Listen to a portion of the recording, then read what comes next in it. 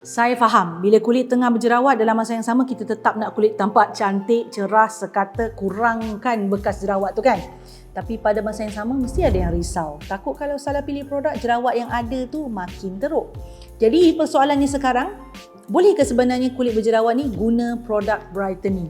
Dalam segmen 5 Minute Skin Talk kali ni saya kongsikan penjelasannya. Kena tonton sampai habis. Jom, let's glow together.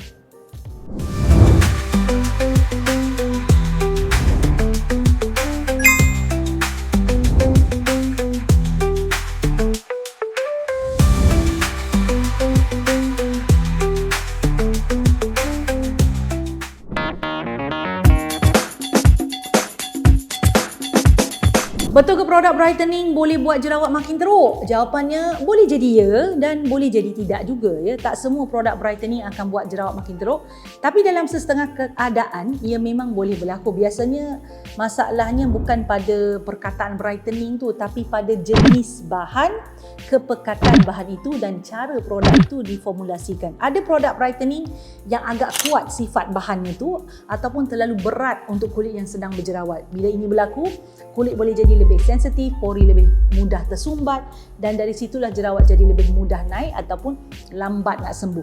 Kalau kulit alami iritasi, ya, skin barrier tak stabil, jerawat pun senang nak naik. Sebab itu untuk kulit berjerawat, isu utama bukannya boleh atau tidak, tetapi sesuai atau tidak untuk keadaan kulit anda ketika itu.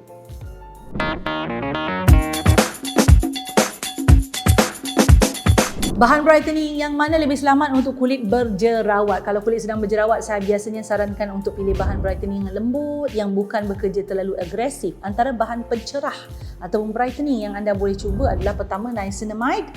Bahan ini bukan saja bantu cerahkan toner dan bekas jerawat, tapi juga bantu kawal minyak dan sokong pemulihan skin barrier. Mulakan dahulu bila nak pakai niacinamide ni kadarnya rendah lah.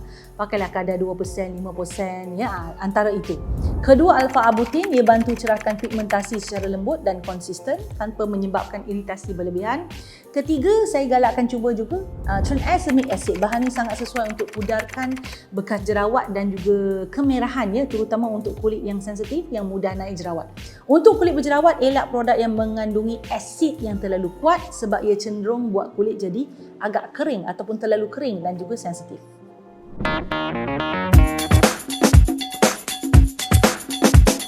Bolehkah guna produk brightening dan acne treatment serentak? Jawapannya boleh, tapi ada caranya. Anda perlu faham yang acne treatment bekerja dengan mengurangkan keradangan dan bakteria pada jerawat. Itu acne treatment. Jadi bila bahan dengan fungsi begini dipakai dalam rutin yang sama dengan bahan bersifat mencerah, ia boleh menyebabkan iritasi dan keradangan pada kulit. Jadi biasanya saya sarankan untuk asingkan fungsi produk. Acne treatment digunakan pada waktu malam. Produk brightening yang ringan digunakan pada waktu siang yang ada bahan-bahan yang saya sebutkan tadi. Atau kalau nak guna dalam rutin yang sama, pastikan kadarnya, kepekatannya itu rendah.